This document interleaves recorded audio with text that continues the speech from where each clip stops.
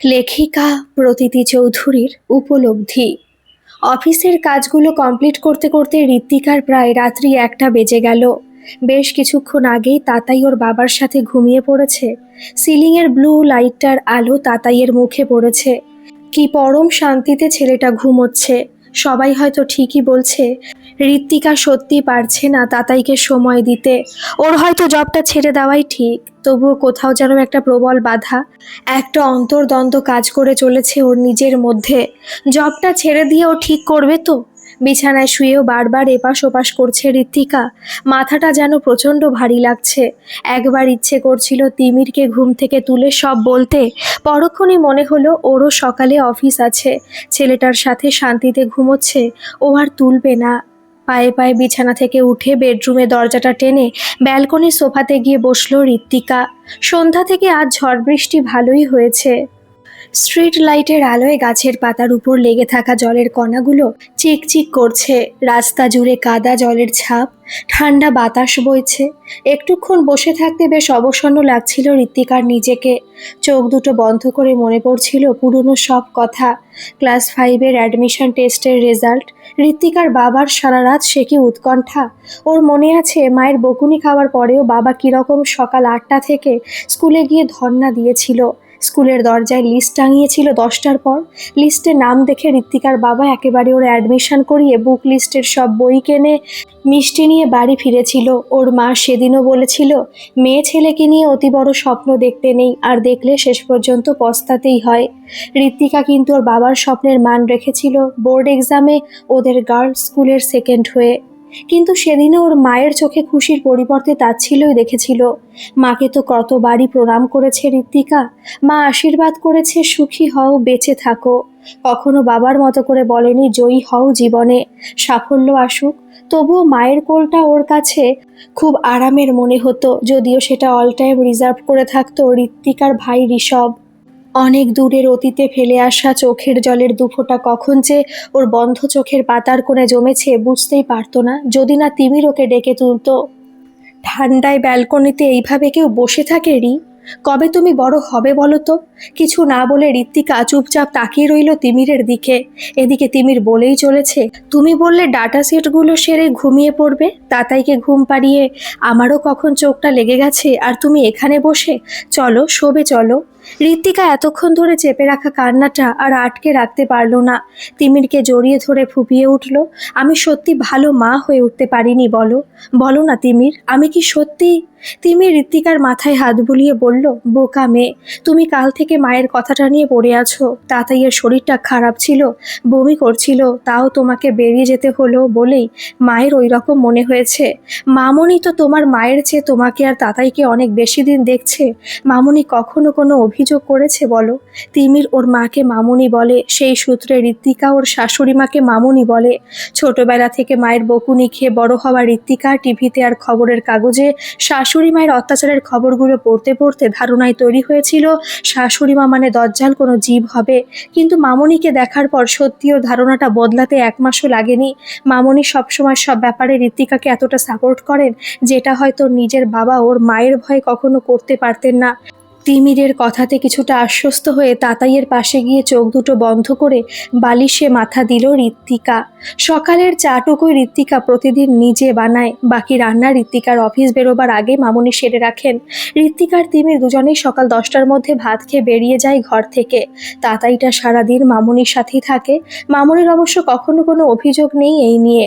সারাদিন তাতাইকে নিয়ে বাগানে, বাড়ির ছাদে ঘুরে ঘুরে ফুলটা, পাতাটা, গাড়িটা দেখিয়ে নিয়ে বেড়ান। ঋত্বিকার শ্বশুর মশাই রিটায়ার্ড শিক্ষক, উনিও সারাদিন বাড়িতে থাকেন। মাঝে মাঝে তাতাইকে গল্প বলেন, বাইরে নিয়ে বেরোন। গত কয়েকদিন হলো ঋত্বিকার মা এসেছেন। ঋত্বিকা ভেবেছিল হয়তো এই কদিন একটু সাহায্য হবে ওর মামনির, কিন্তু ঋত্বিকার মা সারাদিন শুধু খুঁত খুঁজে বেরোন। আজকেও ঋত্বিকার অফিস বেরোবার আগে 2 কথা বলতে ছাড়লেন না ওর মা। ঋত্বিকাকে শুনিয়েই ওর মামুনি মানে তন্ত্রিতা দেবীকে বলতে লাগলেন, আমরা সব যখন ছেলে মেয়ে মানুষ করেছি দিদি, সামান্য রান্নাঘরে খুন্তিটা নাড়তে গেলে পর্যন্ত মনটা কেমন আনচান করতো, আর এখনকার মেয়েরা ছেলেকে ফেলেই অফিসে চলে যাচ্ছে। তন্দ্রিতা দেবী বললেন, তাতাইয়ের সাথে তো আমি সারাটা দিনই থাকি বেয়ান, তাই ও নিশ্চিন্তে অফিসে থাকতে পারে। সে আপনি যাই বলুন দিদি, মায়ের কি কোনো পরিপূরক হয়? তন্দ্রিতা দেবী খুব একটা তর্ক পছন্দ করেন না, তাই চুপচাপই রইলেন। দুপুরে টেবিলটার পাশে ডাইনিংয়ের মেঝেতে বসে তাতাই খেলছিল ওর গামলা ভর্তি খেলনাগুলো নিয়ে। ঋত্বিকার মা স্নান করতে ঢুকেছিলেন, মামুনি দেখছিলেন তাতাইকে, আর ওকে দেখার ফাঁকে ফাঁকে রান্নাঘরে মাছগুলো ভাজছিলেন। তিমিরা ঋত্বিকার জন্য যা হোক একটা তরকারি, ডাল, আলু ভাতে ভাত করে সকালে দিয়ে দেন, কিন্তু যতই হোক বিয়ানকে তো আর তাই দিয়ে ভাত দেওয়া যায় না। তাতাইটা যত বড় হচ্ছে ততই ও সব কিছু ধরতে যাচ্ছে, এলোমেলো পায়ে ছুটতে যাচ্ছে, কিন্তু এই সবে 2+, এখনও তো ভালো করে জ্ঞান হয়নি যে কোনটাতে পড়ে যাবে, কোনটাতে চোট পাবে। তাই খেলতে খেলতে কখন কি মন হয়েছে ছোট্ট টেবিলটা ধরে উঠে দাঁড়িয়ে ঠেলা দিয়েছে, আর মার্বেলের মেঝেতে টেবিল সমেত ছুটতে গিয়ে গড়িয়ে গেছে তাতাই। আওয়াজ শুনে যতক্ষণে তন্দ্রিতা দেবী ছুটে গেছেন ততক্ষণে টেবিলের কোনায় লেগে তাতাইয়ের কপালের এক পাশটা কেটে মেঝেতে পড়ে মাথাটা ফুলে একেবারে আলু হয়ে গেছে। কান্না আর কিছুতেই থামে না। ঋত্বিকার শ্বশুর মশাই তমাল বাবু পাশের রুমে টিভিতে খবর দেখছিলেন, উনিও আওয়াজ শুনতে পেয়ে ছুটে এসে মাথায় বরফ দিয়েছেন। এরই মধ্যে স্নান করতে করতে ঋত্বিকার মাও বেরিয়ে এসেছেন, এসেই শুরু করেছেন, কি ছটফটে ছেলে। আমাদের ঋষভটাও ঠিক ছোটবেলায় এরকমই ছিল, একটু চোখের পাতা ঘুরিয়েছি তো এক বিপদ করে বসে থাকতো। কপালের পাশে তাতাই কিছুতেই হাত লাগাতে দিচ্ছিল না, তবুও জোর করে হাত দুটো ধরে ওয়েনমেন্টটা লাগালেন ওনারা তিনজন মিলে। ঋত্বিকার মা এদিকে বলেই চলেছেন, কি কাণ্ড, অল্পের উপর দিয়ে গেছে তাও, আর একটু এগোলে যে সিঁড়িটা দিয়ে গড়িয়ে গিয়ে কি সর্বনাশটাই না হতো। এইভাবে ছেলেটাকে ফেলে নিশ্চিন্তে অফিস করে, দাঁড়ান আজ আসুক। তন্দ্রিতা দেবী বোঝাতে চেষ্টা করলেন, আমি সাথেই ছিলাম, ভাবলাম ওর খেলার ফাঁকে মাছটা ভেজে নেব, আর তাতেই। এতক্ষণ খেয়ালই থাকেনি মাছের কথা, মনে পড়তে তন্দ্রিতা দেবী যখন রান্নাঘরে গেলেন ততক্ষণে মাছগুলো চুয়ে পুড়ে নষ্ট হয়ে গেছে। ঋত্বিকার মা তাতাইকে কোলে নিয়ে বলতে লাগলেন, দিদি আপনাদের বয়স হয়েছে, রিয়ের সংসার, রিয়ের ছেলে, ও যদি না দেখে তো এই বয়সে আপনি আর কত দেখবেন বলুন তো। তন্দ্রিতা দেবী রান্নাঘর থেকে মাছের কড়াইটা নামিয়ে এসে তাতাইয়ের মাথার ফুলোটাই হাত বুলোতে বুলোতে বলল, মেয়েটা সারাদিন অফিসে কাজ করে আর কত করবে বলুন তো। ঋত্বিকার মা বলল, আমি তো রিকে রান্নাবান্না সবই শিখিয়ে পাঠিয়েছিলাম দিদি, মেয়ে ছেলে বিয়ের পর ঘর সংসার করবে, ছেলে মানুষ করবে, সেটাই তো স্বাভাবিক, তার জায়গায় আপনি দিন দিন ওকে মাথায় তুলছেন। তন্দ্রিতা দেবী আর কিছু কথা না বাড়িয়ে তাতাইকে ঋত্বিকার মায়ের কোল থেকে বিছানায় নিয়ে গেলেন। অনেকক্ষণ ধরে হেসুরে হেসুরে কেঁদে তাতাই ক্লান্ত হয়ে গেছে, বিছানায় একদিক করে মাথাটা রেখে শোয়ালেন তাতাইকে, না হলে মাথাতে ব্যথা পেলে আবার হয়তো কেঁদে উঠবে। ঋত্বিকার ঘরে ফেরার জন্যই অপেক্ষা করছিলেন ওর মা, আসতেই শুরু করে দিলেন, এই যে মহারানী ঘর এলেন, বলি ছেলেটার উপর দয়া মায়া টান কি তোর কিছুই নেই? তোদের কিছু বিপদ ঘটলে আমরা যেখানেই থাকতাম ঠিক মনটা কেমন করে উঠতো, আর তোর এমন বুকের পাটা যে ছেলেটার এত বড় বিপদেও একবার মন টানেনি। ঋত্বিকা ওর মায়ের দিকে হা করে কিছুক্ষণ সব শুনে ব্যাগটা ফেলে ছুটতে গেল উপরে দোতলার ওদের শোবার ঘরের দিকে, গিয়ে দেখে তাতাই চুপচাপ ঘুমোচ্ছে, তাতাইয়ের পাশে মামুনি বসে আছে। ঋত্বিকাকে ওই রকম হাঁসফাঁস করে ছুটে আসতে দেখেই মামুনি বললেন, মাথার ফোলাটা কমেছে একটু, ডক্টর দাসের সাথে কথা বলে ওষুধ নিয়ে এসেছে তোর বাবা, ব্যথার ওষুধটা খেয়ে ঘুমিয়েছে আবার। ঋত্বিকা চোখ মুখ শুকিয়ে গেছে ততক্ষণে, কাপা কাপা গলাতে বলল, কি হয়েছে মামুনি? আসলে আমারই দোষ, ওকে ডাইনিংয়ে খেলতে বসিয়ে মাছটা নাড়ছিলাম, আর কখন যে টেবিলটার সাথে গড়িয়ে। কথাটা শেষ করার আগেই পিছন থেকে ঋত্বিকার মা এসে শুরু করলেন, আমার কথা তো তোর চিরদিনই শুনতে খারাপ লাগে, সিঁড়িটার কোণাতে এসে আটকে ছিল টেবিলটার সাথে, আর যদি না আটকে সিঁড়ি দিয়ে গড়িয়ে ভেবেছিস কি হতো? হসপিটালে ছুটতিস তখন। ওদের কথার মাঝেই তিমিরও অফিস থেকে এসে পড়েছে। ঋত্বিকার মা বলেই চললেন, বলি ছেলে মানুষ করাটা তো আগে নাকি, তাতাইয়ের কিছু একটা হয়ে গেলে ক্ষমা করতে পারবি তো নিজেকে? তন্দ্রিতা দেবী কথার মাঝেই বললেন, ছাড়ুন না, এই অফিস থেকে এলো ওরা, হাত মুখ ধুয়ে কিছু দুটো মুখে দিক, তারপর না হয়। না দিদি, আপনার প্রশ্রয় এত বেড়েছেরই, আমার ঘরে হলে এরকম সাহসও পেত না, মেয়ে মানুষ মন দিয়ে সংসার করবে সেটাই ভালো, তা না গায়ে হাওয়া লাগিয়ে অফিস করে বেড়াচ্ছে। তন্দ্রিতা দেবী এবার একটু বিরক্ত হয়েই বললেন, একটা বিপদ আজ ঘটে গেছে, তার মানে তো এই নয় যে রোজই এরকম কিছু একটা। আচ্ছা দিদি, কিছু মনে করবেন না, তাতাইয়ের থেকে কি আপনাদের কাছে টাকার মূল্য বেশি? তারপর তিমিরের দিকে তাকিয়ে বলল, নাকি জামাই বাবার একা রোজগারে সংসারটা চলছে না? আমরা তো মেয়ের বিয়ে দিয়েছিলাম জামাইয়ের উপর ভরসা করেই, ভাবিনি যে দুধের ছেলেকে ফেলে রিকে অফিস করতে ছুটতে হবে। ঋত্বিকার চোখ দুটো ছলছল করে উঠল। মাঝে মাঝে ওর ভাবতে অবাক লাগে যে সত্যি ইনি ঋত্বিকার গর্ভধারিণী মা তো। ঋত্বিকাকে ওর মামুনি তিমির কিভাবে সবসময় সমর্থন করে সেটা শুধু ঋত্বিকাই জানে। ঋত্বিকার চাকুরির একটা টাকাও কখনো সংসারে নেননি ওনারা।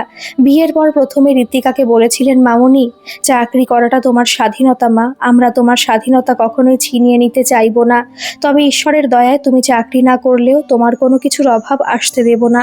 আর আজ সেই মামুনিকে ঋত্বিকার গর্ভধারিণী বলছেন, আমাদের মেয়ে রোজগার ছাড়া যে আপনাদের সংসার চলবে না সেটা আমরা ভাবিনি। ঋত্বিকা জীবনেই প্রথমবার চোখে চোখ রেখে ওর মায়ের কথার প্রতিবাদ করলো, মা তুমি মামনিকে এসব কেন বলছো? আমি নিজের ইচ্ছায় জবটা করি, মামনির এতে কি দোষ? তাছাড়া আমাদের সংসারে নিয়ে তোমার কিছু না জেনে এসব বলা ঠিক নয়। ঋত্বিকার মা উত্তরে বললেন, তাহলে তো দোষ যত তোর। ওইটুকু দুধের ছেলেটাকে ফেলে তুই চলে যাস, পাষাণ মূর্তির হৃদয়ও কেঁদে উঠবে। আমি মা হয়ে কি করে না বলে থাকি বল? তাই বলতে গেছিলাম, ভালো মন্দ পরে বুঝবি, তাতাই যখন বড় হয়ে প্রশ্ন করবে তোকে, তখন কিন্তু তোর মামনিকে নয় তোকেই উত্তর দিতে হবে। মা প্লিজ চুপ করো, ভালো লাগছে না আমার।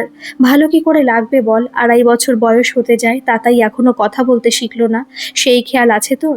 মায়ের সাথে সন্তানের বন্ডিং তুই আর কি করে বুঝবি? 3 মাস বয়স থেকেই তো বুকের দুধ ছাড়িয়ে সেরেলাক্স ল্যাকটোজেন ধরিয়ে দিয়েছিলি ছেলেকে। ঋত্বিকার থাকতে পারলো না, কাঁদতে কাঁদতে বেরিয়ে গেল রুম থেকে। ঋত্বিকারও কম চিন্তা হয় না এই নিয়ে। তাতাইয়ের বয়সী বেশিরভাগ ছেলে মেয়ে যেখানে ভাঙা ভাঙা করে মামা পাপা ফু ওই খাবি বলতে শিখে গেছে, সেখানে তাতাই এখনো কিচ্ছুটি বলে না। আর এটা নিয়েও ঋত্বিকার মা কিনা ওকে দায়ী করলেন। মনে মনে ভাবল ঋত্বিকা, হয়তো ওর মা ঠিকই বলছেন, ও হয়তো সত্যি পারছে না তাতাইয়ের মা হয়ে উঠতে। আর সত্যি করেই তো তাতাইয়ের বয়স যখন 3.5 মাস, তখনই ঋত্বিকার অফিসের ম্যাটারনিটি লিভ শেষ হয়ে গেছিল। তখন থেকে তাতাইকে বুকের দুধ ছাড়িয়ে পরিপূরক দুধের ব্যবস্থা করতে হয়েছে। এই সবে ঋত্বিকা ছাড়া আর কে দায়ী? রাত জেগে রেজিগনেশন লেটারটা টাইপ করলো ঋত্বিকা। অনেক হয়েছে, আর নয়, থাক ওর স্বপ্ন। প্রমোশন একদিকে পড়ে তাতাইয়ের জন্য সবকিছু ত্যাগ করতে প্রস্তুত। টেবিলের উপরের ওয়ালে পাশাপাশি ফটো ফ্রেমগুলো লাগানো আছে। একটাই দিল্লিতে ডিজ আর্ট কোম্পানির বেস্ট জুনিয়র আর্কিটেক্ট 2017 অ্যাওয়ার্ড নেওয়ার ঋত্বিকার ছবিটা, আর তার পাশে তাতাইকে কোলে নিয়ে অন্নপ্রাশন দিনের তিমিরের তোলা ছবিটা। না, ঋত্বিকাকে পারতেই হবে জবটা ছাড়তে। লেটারের প্রিন্ট আউটটা নিয়ে সাইন করে ড্রয়ারে রাখলো ঋত্বিকা।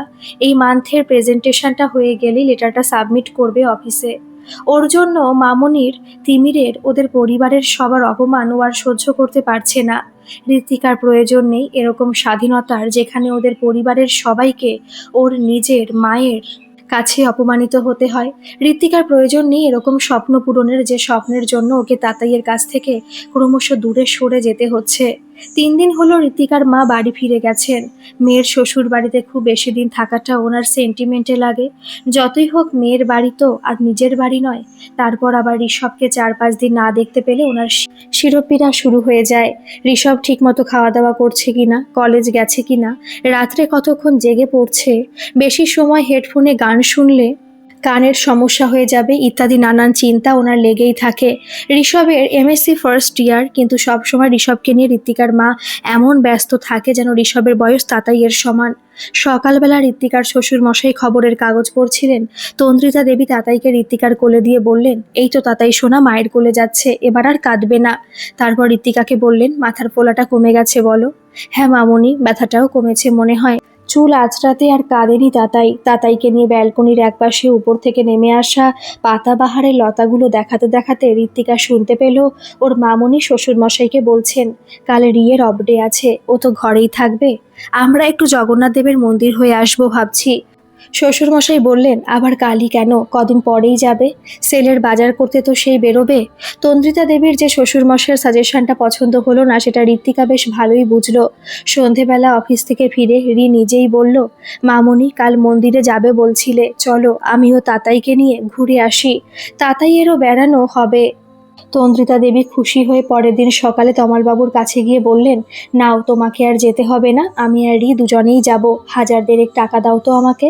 তমালবাবু অবাক হয়ে বললেন, 1000 দেড়েক? এত টাকা কি করবে, বাজার তো আর যাচ্ছ না। আমি তাতাইয়ের নামে মানত করেছিলাম, এত বড় ফাড়া গেল একটা, তাই 1001 টাকার ভোগ চড়াবো। কি যে তোমার ছেলে মানুষই তন্দ্রিতা, 1000 টাকার ভোগে কি ফাড়া কেটে যাবে? ঠাকুর দেবতা নিয়ে এরকম বলো না তো, টাকাটা দাও।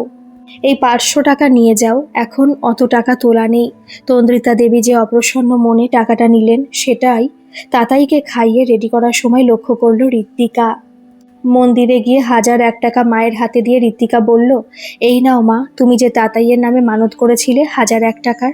তন্দ্রিতা দেবী প্রথমে ঋত্বিকার কাছে টাকা নিতে না চাইলেও ঋত্বিকা এক প্রকার জোর করে ধরিয়ে দিল। ফেরার পথে গাড়িতে আসতে আসতে তন্দ্রিতা দেবী ঋত্বিকাকে বললেন, এখন বুঝতে পারছিস মা, কেন তোকে বলি মেয়েদের চাকরি করাটা কত জরুরি। কত আর ভালো লাগে বল নিজের ছোট ছোট প্রয়োজনগুলো এইভাবে চেয়ে চেয়ে মেটাতে। ঋত্বিকা অবশ্য কিছু উত্তর দিল না, চুপচাপ গাড়ির বাইরের দিকে উদাসভাবে তাকিয়ে রইল। ও কি করে বলবে মামনিকে যে ও নিজেও চাকরিটা ছেড়ে দেওয়ার সিদ্ধান্ত নিয়েছে। এখনো বেশ মনে পড়ে ঋত্বিকার, যখন ডিজ আর্টের ইন্টারভিউতে ও সিলেক্ট হয়, তখন ওর বাবা কত খুশি হয়েছিল। প্রথম স্যালারি থেকে মায়ের জন্য শাড়ি, ভাইয়ের জন্য ব্লেজার, বাবার জন্য একটা ব্রাইট কালারের শার্ট আর ব্লু জিন্স কিনে নিয়ে গেছিল। ওর মা দেখে বলেছিলেন, এই রকম তোর বাবা পরে নাকি? ঋত্বিকা ভয়ে ভয়ে বলেছিল, আমার খুব ইচ্ছা বাবা জিন্স পরবে তাই। ওর বাবা তো সেদিন খুশিতে ওই শার্ট আর জিন্স পরে বেরোবার সময় একবারের জন্য ভাবেননি যে লোকে কি ভাববে। ঋত্বিকার মাও অবাক হয়ে গেছিলেন, যেই মানুষটা সারা জীবনটা হালকা কালারের শার্ট আর ঢিলা প্যান্টের বাইরে বেরোতে পারলো না, সেই মানুষটাই বয়সে এসে কিভাবে তার মেয়ের কিনে দেওয়া শার্ট জিন্স পরে এত বিগলিত চিত্তে ঘরের বাইরে বেরিয়ে সগর্বে সবাইকে দেখিয়ে বলে, আমার মেয়ে কিনে এনেছে। ঋত্বিকার বাবা সেদিন ওকে আশীর্বাদ করে বলেছিলেন, আরও অনেক অনেক উন্নতি হোক তোর জীবনেরই। আর আজ ও নিজের সাথে সাথে ওর বাবার দেখা স্বপ্নটাও শেষ করে দেওয়ার ডিসিশন নিয়েছে। এরপর হয়তো কোনো দিনই ও আর ওর বাবার জন্য শার্ট জিন্স বা পারফিউমটা নিজের টাকায় কিনে নিয়ে গিয়ে বাবাকে সারপ্রাইজ গিফট দিতে পারবে না। দোকানে চৈত্র সেল চলছে, কদিন ধরেই ঝড় বৃষ্টির জন্য ঋত্বিকারা বেরোতে পারেনি পয়লা বৈশাখের বাজার করতে।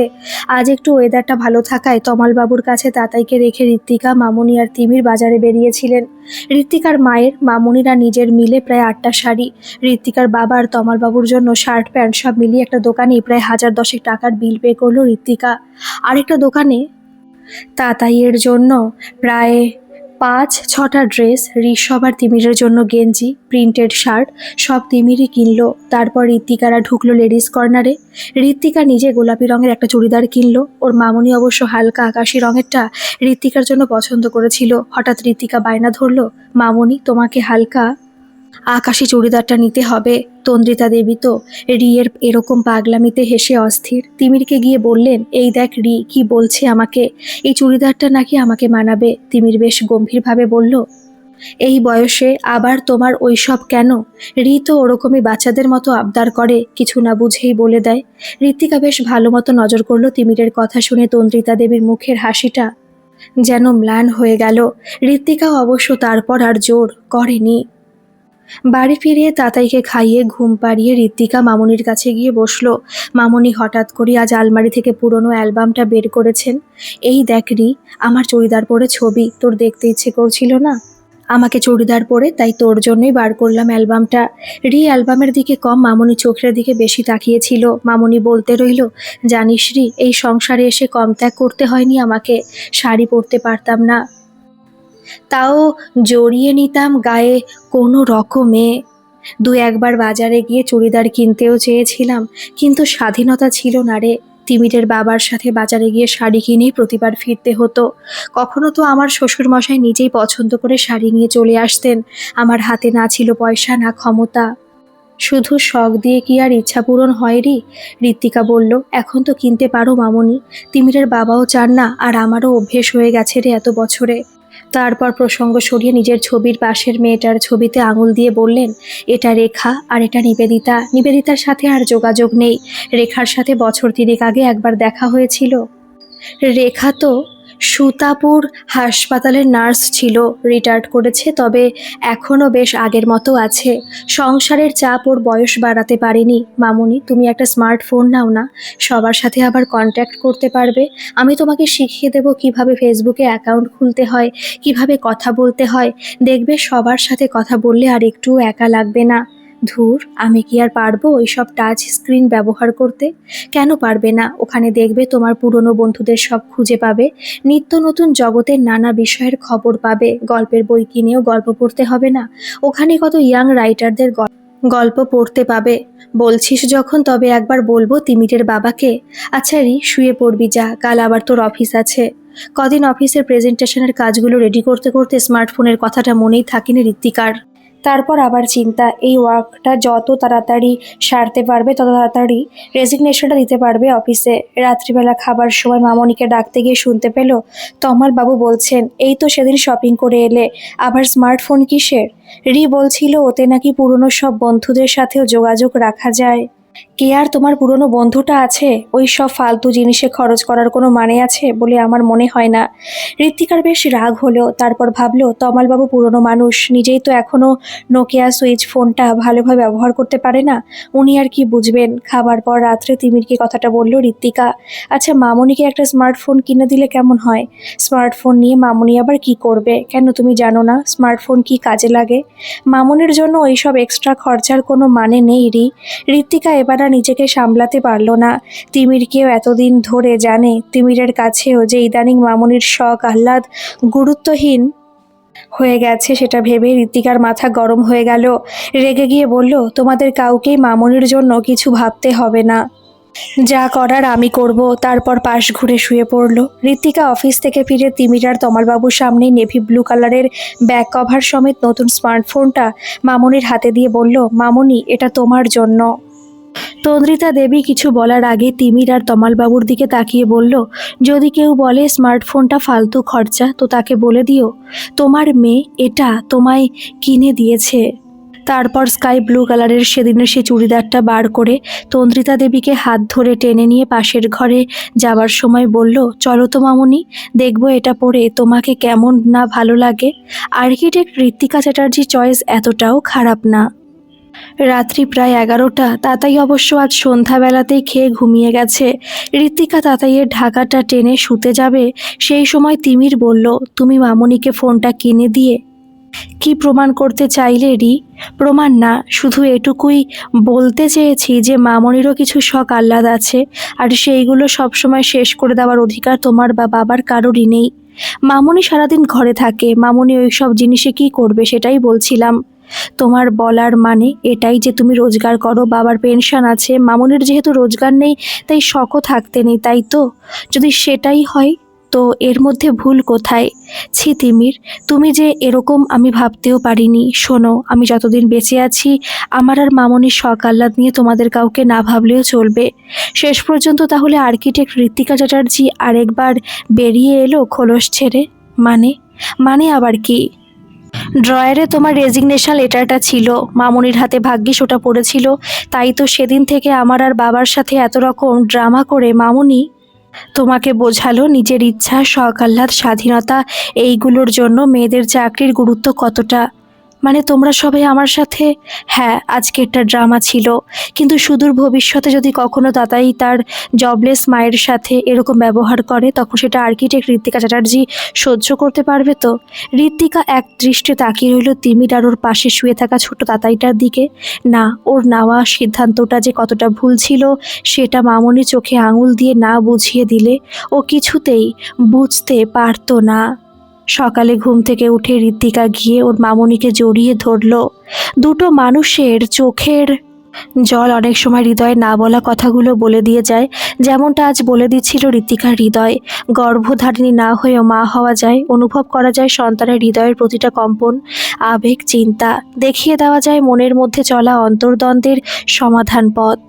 গল্পটি কেমন লাগলো অবশ্যই কমেন্ট করে জানাবেন, আর ভালো লাগলে একটা সাবস্ক্রাইব করে আমার পাশে থাকবেন। ধন্যবাদ।